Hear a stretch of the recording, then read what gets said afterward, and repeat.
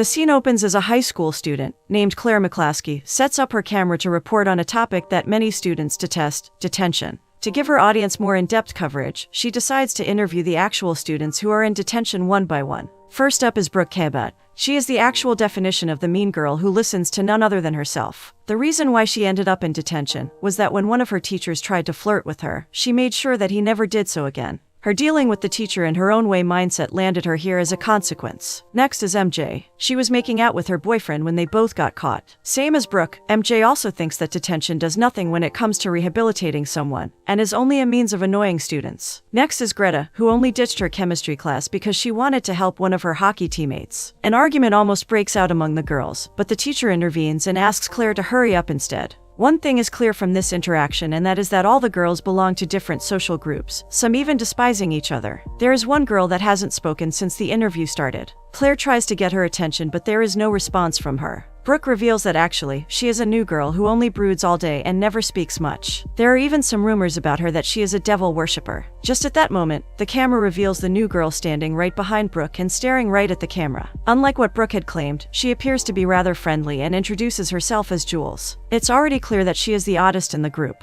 Her reason for being in detention is that she sent a guy to the hospital who tried to touch her inappropriately. All the other girls are shocked to hear this, as the guy she pushed is more than 200 pounds, and it is impossible that she did all that damage to him by herself. The only explanation Jules has for this is that she was able to do it because she believed in herself. Brooke is already weary of Jules. She doesn't believe a thing Jules says and even challenges her to show them some magic if she isn't bluffing. Jules smiles knowingly. She raises her hand in the air, muttering a spell under her breath, and suddenly, the alarm goes off. They are all escorted outside while the firefighters secure the premises. Jules explains that the reason she was able to do it is that they all believed in her. Together as a group, they helped her make the impossible possible. While Brooke still thinks it was all fake, all the other girls beg Jules to teach them how to do magic just like her. Jules, who just wants to leave, agrees when they promise that they are going to take this more seriously, just like a religion. She asks them to meet her at Merrymeeting Park, a place known for horrific crimes committed against accused witches. At midnight, she will show them how they can access unlimited powers together. Brooke again makes fun of Jules for suggesting something so cheesy,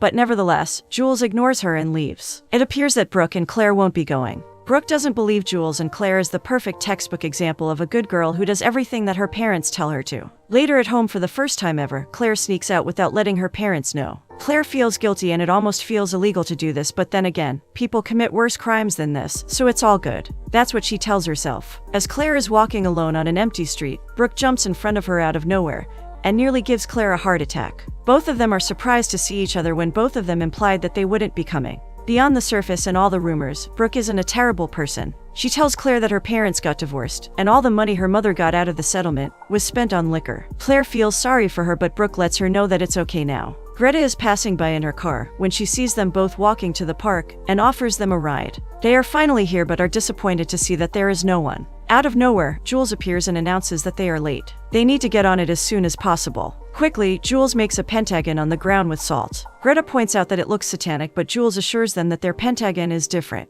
It represents 4 primal elements, which are earth, wind, fire, and water. 5th is the spirit that belongs to the people who have passed away. All of them dig a hole at 5 different points and bury a chunk of their hair as an offering. On a piece of paper, there are some chants written to make like-minded souls bind together. The girls couldn't be more different from each other, but the fact that they are here together represents that they are the same. To make a strong coven, all the girls stand in their place and chant the spell together. After performing the ritual, they sit together and gossip about the witches who passed away here, right in this park, during the pre-Salem witch trials. Jules tells them about a woman named Mary Perkins, who, although discovered alive, was later blamed for the massacre that they themselves.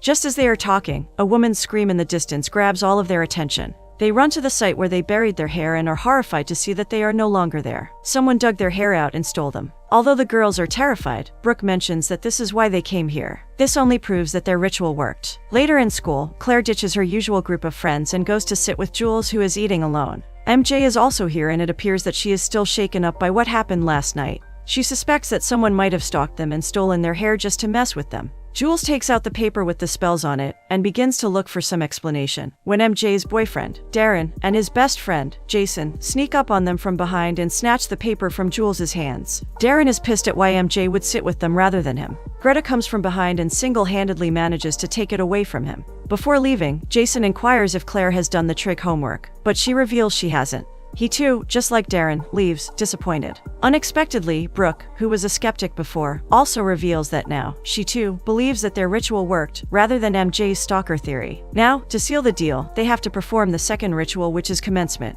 Brooke offers to host them at her house for the ritual at 11 p.m. Although all the other girls agree, MJ has her doubts. She is still scared of what's happening and is worried that she might be making some deal with the devil. Jules tries to assure her that they are only getting powers from the natural vibrations around them. If MJ decides not to join them for the commencement, then there will be no coven as they are now all bonded for life. Brooke is worried that their ritual might not work because of MJ's chickening out. She shares her thoughts with Claire and asks her to convince MJ before something bad happens. Mr. Dwyer scolds Brooke for interrupting the class, but she retorts back with sarcasm. He decides to ignore her and continues teaching the class. Everyone is at Brooke's for the last ritual, but MJ still isn't.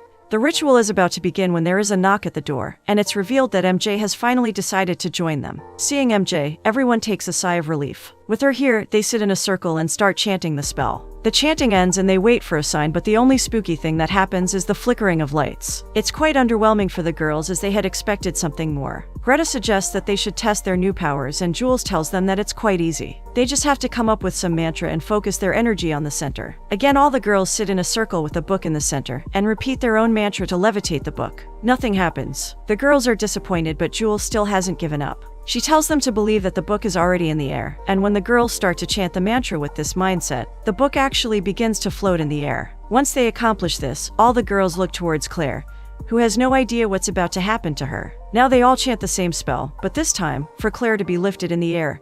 And that's what happens. As soon as the girls start chanting the spell, Claire starts floating in the air. Unexpectedly, Brooke's mom returns home earlier than expected, with a guy. Lucky for them, she doesn't see Claire in the air and is instead more eager to go to her room with the guy she brought. As soon as they leave, Claire falls back on the ground, and the girls surround her, thinking that she might have hurt herself, but instead, Claire starts laughing at their horrid expressions. The girls, once they are sure she is fine, begin to laugh with her. The next day after high school, they meet up in a cafe, but MJ isn't there because of her dental appointment. In her absence, they decide to do something fun, and using their magic spell, trick the rude waitress into thinking that they have already paid her. There is no money, but the waitress thinks that there is, and even offers to bring them a change. Seeing the extent of what they can do with their magic powers, the girls are more excited than ever, except for Claire. She thinks that it's morally wrong and they kind of stole the money by not paying the waitress. Of course, no one else agrees with her and instead plans on going on a shopping spree. Although Greta knows that it's wrong, even she is tempted by the offer because she really needs new shoes for the upcoming match, so Claire has no option but to follow them. At the store, they pick up whatever they want without paying them anything. Thanks to their magic abilities, they even get their hair done and some gold jewelry as well. Without any fear of getting caught, they continue to shop for whatever they want except for Claire. Darren finds them in the street and asks if they have checked up on MJ, who is in pain because of her dentist appointment. All the girls are embarrassed because, during their shopping spree, they totally forgot about her. The next day in school, Brooke stupidly decides to make a haul video in Mr. Dwyer's class and is again scolded by him. He asks her to answer a question, but she has no idea what it is. He is about to scold her again when Claire answers instead, hoping that he would stop bothering Brooke. Instead, he embarrasses her more by comparing her to Claire and calling her the dumb one. Brooke is enraged by this, and when Claire sees this, she starts chanting that Mr. Dwyer is a coffee mouth. Brooke joins her, and surely, he begins to spit coffee from his mouth. All the students laugh at him and, embarrassed, he quickly runs out of the class. After the class, all the girls sit together and laugh at what happened to Mr. Dwyer. Although Claire feels bad about it, all the other girls think it's justified because he is a jerk to everyone. In the middle of their conversation, MJ, who has been missing because of her dental treatment, also joins the conversation, and things get quite awkward quickly. They talk about how in class Claire and Brooke cast a spell on Dwyer without any assistance from the others. Even without MJ, they were able to do whatever they wanted. Nevertheless, things go back to being normal when Greta confesses that she has been asked to go on a date, without using any magic. Brooke points out that the reason they all made a coven is that they all wanted something. Now, to make that happen, she instructs everyone to form a list and bring it to her home at midnight, so that they can help each other make their wishes come true. Later, Jules and Claire are walking back home together when a crazy lady jumps out of an alleyway and attacks Claire. She is grabbing Claire's arms tightly and refuses to let go, causing the girls to panic. Jules sees her in trouble, shouts "let go," and suddenly, a purplish dark light appears from her hands and the woman goes flying back. They all escape safely, but a small bruise is left on Claire's arm from the incident. When asked how Jules did that, she reveals that she wanted the woman away from Claire, and when she willed it, the magic happened. At home, Claire is reading a psychological study of the students who were divided into two groups, prisoners and guards. The experiment became so violent that it had to be terminated. The temptation of power and dominance was too much for them and they yielded to it. She correlates this experiment with detention, the same project that brought her closer to her new friends at the start of the movie. She is busy reading and documenting it when her younger sister sneaks up on her and jumps on her. Their mother comes to Claire's rescue and asks her sister to do her homework instead of just annoying her. They reach Brooke's home, but she is already waiting for them outside. Her mother, again, has the same guy over, so they have to go somewhere else. Thankfully, Greta has a car, so there's not much trouble, and she takes them to the woods where they sit and talk about their to-do list. Most of their wishes are superficial, like MJ's, who wishes for surgery to enhance her back, and Darren's to propose to her. Jules, on the other hand, wishes to be the crowned queen at the coming spring fling. Claire thinks that they should be careful what they wish for and advises the girls to narrow down their list. Reluctantly, they all agree and decide what they want to wish for first. Greta wishes for a win in an upcoming match and a new car. Brooke wishes that Dwyer starts treating her well, and that her mother stops drinking alcohol. MJ wishes that Darren proposes to her as soon as possible, and Claire wants nothing but her father to have a job and her little sister's stutter to be gone. MJ also wishes to fly, and she does, but it does not go as planned. At first, she is having fun, but suddenly, she is met with an accident and lands herself in the hospital. Darren is also there and is disappointed that out of all the nights, this would be the night when MJ ends up in the hospital. He takes out a ring from his pocket, shocking the girls who gasp as they see it. This can only mean that one by one, their wishes are coming true. The next day at school, Dwyer asks Brooke to stay behind as the class is leaving. She reveals her test result and shows Claire the full grade Dwyer gave her. Finally, he is treating her just the way she wanted. As Claire is walking back, recording Brooke, she bumps into Jason. Jason seems flustered, and instead of being mad at her, invites her to a party while completely ignoring Brooke. Claire is happy but Brooke isn't. She even calls Jason gay for not giving her any attention, considering most of the guys at her school do, and then changes the topic to a pimple growing on her face. Later at Greta's game, she easily wins against the other team, exactly like they had planned. They all cheer for her, and Greta is happy about the support she is getting. She even has a new car, and unlike her previous one, this one shines even brighter than the sun itself. At night, they all do a group video call and try to catch up with MJ, but she isn't answering any of them. When she does, however, join the call, it only lasts a minute as she tells them to stop bothering her. Apparently, due to the incident, MJ is now even wearing braces. After this small interaction, she disconnects without hearing any of them out. Brooke gives them her life update as she tells them that her mom, after years of pain and negligence, is finally acting like a kind and caring mother. She is taking care of her in every possible way and has even given up her drinking habits. With the promise of meeting each other at 11, they end the call. Claire goes downstairs to eat dinner, and there, her family is waiting happily for her. They eventually share the news that her father got the job offer after years of unemployment, just like Claire had wished for. When her sister begins to congratulate their father, she realizes that even her stutter is gone. Although everything seems to be going perfectly well in their life, one cannot help but feel as if something sinister is right around the corner, waiting for the perfect opportunity to reveal itself. Claire, Brooke, and Greta go to the party that Jason was talking about earlier. MJ isn't here, but Jules promises to join them later. Nevertheless, they attend the party without them and have a great time participating in most of the activities, especially Brooke. Claire, on the other hand, feels out of place, considering this is the first party she has ever attended.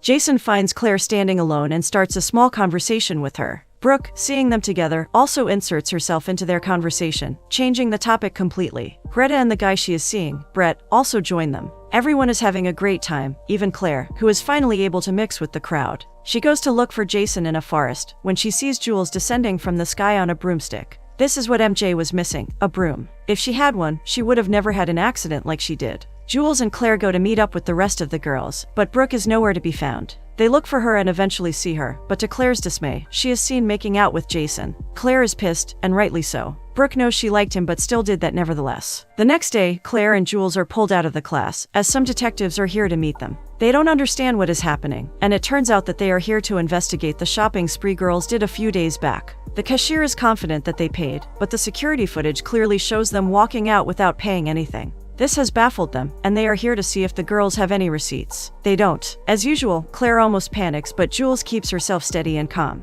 She simply lets them know that they have no right to investigate them without any proof, and it's true. Although Detective Strauss suspects some foul play, she has no option but to let them go for now. Brooke is standing alone at her locker when Dwyer approaches her. At first, he only applauds her progress, but then suddenly tries to come onto her. This takes her by surprise, and she quickly runs from there. This whole incident is even witnessed by a student in the hallway. Later, Jules informs Claire that Dwyer turned himself in for what he has done to Brooke. Claire feels for the guy, as he wasn't really a bad teacher, and partially holds their magic responsible for his demise. Nonetheless, Jules notices that Claire is somewhere unfamiliar, and she reveals that she is at her eye doctor's office as she is having trouble seeing, even with her glasses. The doctor comes in and is followed by her mother, who looks very worried for her daughter. He reveals that she has macular degeneration, in which a person loses their vision gradually. During one of her games, Greta seems to be winning it for her team but then suddenly falls down, holding her knee in pain. She is diagnosed with early onset of arthritis. Claire has a theory that they are all losing their health in one way or another due to magic. She is worried that soon, they will all become like old witches, walking with a hump.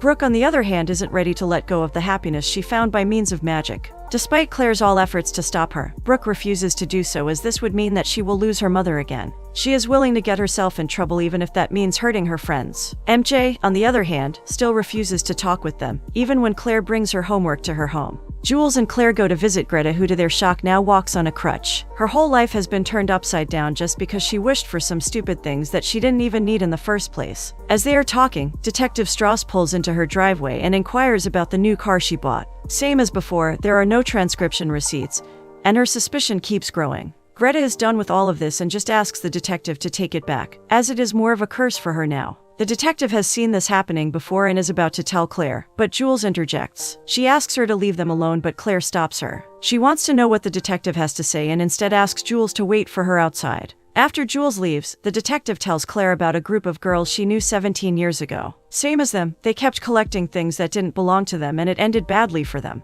Claire becomes increasingly worried when she hears about the fate of those girls because it appears that they are going down the same route. Claire is walking back when she feels that she is being followed. Jason appears out of nowhere and tries to join her, but Claire asks him to leave her alone. He apologizes to her and reveals that he is surprised by what happened that day. In fact, he was hoping that she could be his date to the spring fling that is happening tomorrow. Although she really wants to, she doesn't stop and keeps walking, even when Jason is practically begging her to forgive him. Back at home, Claire is on a video call with Jules, and they discuss what their next move should be. Claire really wants the link between them to be broken, but there seems to be no way to do it. During their conversation, Jules keeps hearing strange noises coming from behind her. She gets up to check the source of this noise, but instead, a black mist appears and pushes her across the room. Seeing this horrific ordeal, Claire screams for her mom to call for an ambulance. Jules is in the hospital, and although Claire really wants to go see her, she cannot until the next morning. Brooke is back with her obnoxious group of friends and keeps ignoring Claire at school. Claire picks up her friend's homework and is on her way to meet Jules in the hospital when she again gets the feeling of being watched. She is scared and afraid, but there is no explanation for what she is feeling. At the hospital, Claire sees Jules' foster parents standing in the hallway, but they look strange. Their eyes are filled with terror, yet their faces remain emotionless. Jules' father, with a shivering voice, tells Claire that he really loves her, as if he is trying to convince her that he does. Claire ignores their strange behavior and enters the room where Jules is resting. She reveals all the details about the horrific incident and tells her that when she woke up, she found Brooke's hair strand in her fist. She asks Claire to be vigilant, as she fears that if Brooke was able to do this to her, then she might go to any extent to hurt them. Jules suspects that Brooke is still practicing magic and wants them out of her way to achieve her goals. Claire is back home, still terrified at what might happen next, when she hears noises from outside the window. She goes to check and sees Brooke standing there. Brooke is here to talk about something, but Claire is scared of her. She knows that there is no other way but to confront her. To protect herself outside, she casts a spell to become invisible when she says the word invisibility, and under this safety, leaves the house to meet up with Brooke. Brooke tries to make a small conversation, even asking her if she is still mad about Jason's situation, but Claire doesn't say much. Brooke notices that she is more on the edge and is acting defensive, so she takes a step towards her, which Claire finds threatening and says the magic word for visibility. Brooke laughs at her feeble attempt at protecting herself. Brooke attacks Claire with electric powers, but Claire manages to escape.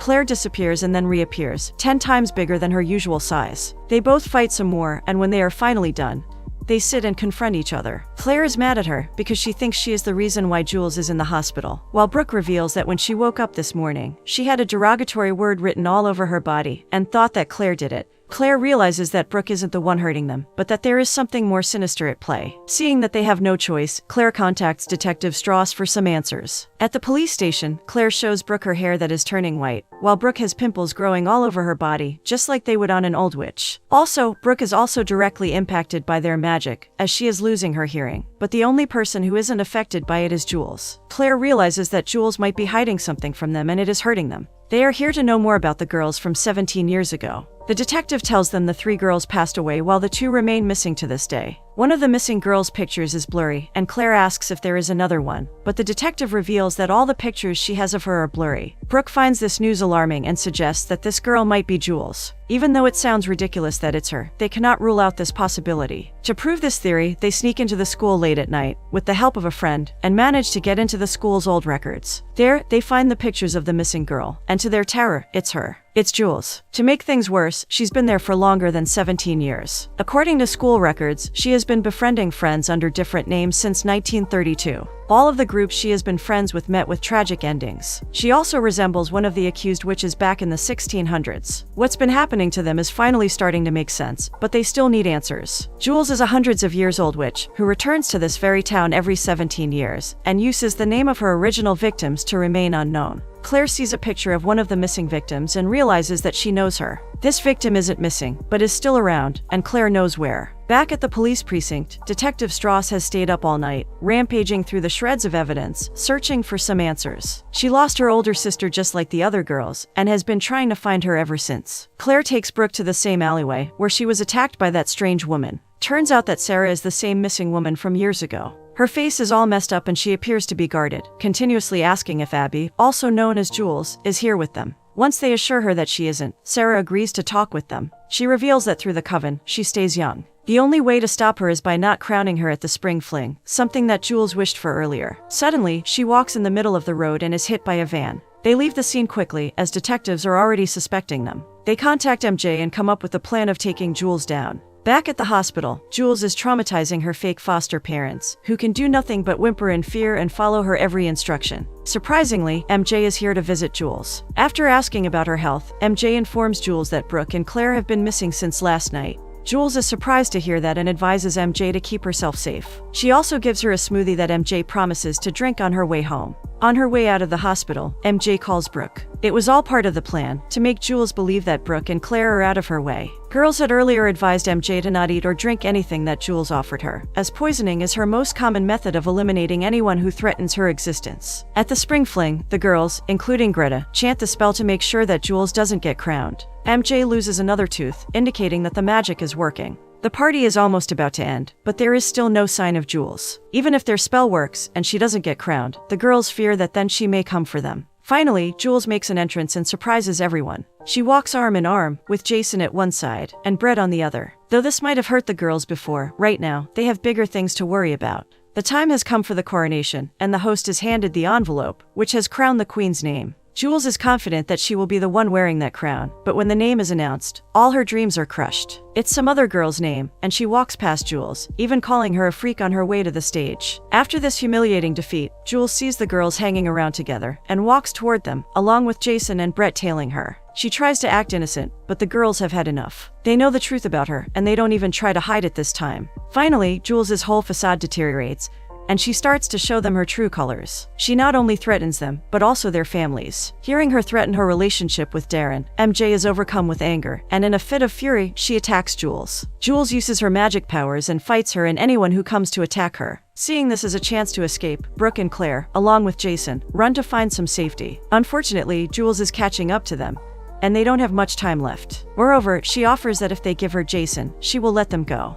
Brooke knows that there is no way they can all escape, so she offers to hold her off, till Claire has taken Jason somewhere safe. Brooke tries to fight Jules, but she is very weak compared to her. Jules is a witch who has lived for hundreds of years, whereas Brooke was introduced to magic just last month. Claire knows that she has to go back to save her friend from the terrible end, and she hands Jason to her school fellows and goes back. She saves Brooke right on time, but to their dismay, Jason, who is being controlled by Jules, walks right back to her. Claire offers herself instead of Jason, but Jules needs a male virgin, so instead of wasting another second, she disappears into thin air with Jason by her side. Claire has already given up, but MJ appears with hope in her eyes, and tells her that she knows where Jules is headed. They both get on the broomstick, and are on their way to the Merrymeeting Park, when they get into an accident. MJ can no longer walk further, but she instructs Claire to keep going. Claire listens to MJ and doesn't stop until she finds Jules. Jason is lying on top of the rock, ready to be when Claire stops them. Upon asking, Jules reveals that she is in fact Mary Perkins, the same witch who was accused of all the murders back then. She is about to put the knife in Jason's chest, when Detective Strauss appears from the trees, with her gun drawn out. Instead of fearing the weapon, Jules walks towards the detective, and although her hands are up, she attacks the detective, using magic. Claire, seeing that she alone cannot defeat her, calls upon all the victims of Jules throughout the time to help her. As she is chanting, MJ also joins her, and together, they manage to summon all those tormented souls. Jules is busy fighting the detective when all her victims' souls surround her. Jules tries to fight them off, but she is helpless in front of them all, and finally, after turning to her true form, disappears for good. The detective also gets to see her sister for the last time before she too vanishes. After the whole ordeal, the detective takes a sigh of relief, seeing that the girls are all right, and instructs them to visit the station to give their witness testimonies. Claire has completed her project about detention, but left the ending open, so there could be more than one answer. She is discussing her project details with one of her geek friends when Brooke enters the room and asks Claire if she is going to join her. Claire is happy to do so and walks out. This incident has only brought Claire, Brooke, Greta, and MJ closer together. They appear healthier than before and spend most of their time together. Jason, who remembers nothing from last night, approaches Claire. This time, before something happens, he hastily asks her if she wants to go out with him. Claire, with no hesitation, replies yes, and then leaves with her friends. Although they appear happy and lively, someone is still keeping an eye on them, waiting for an opportunity to get their revenge.